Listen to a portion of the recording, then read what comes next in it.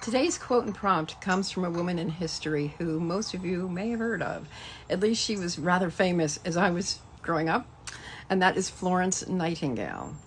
Florence Nightingale said, "How very little can be done under the spirit of fear." How very little can be done under the spirit of fear. Now, I would say, someone like me who not only experienced trauma from toddlerhood, actually probably from pre-birth if I really investigate further, but experienced trauma.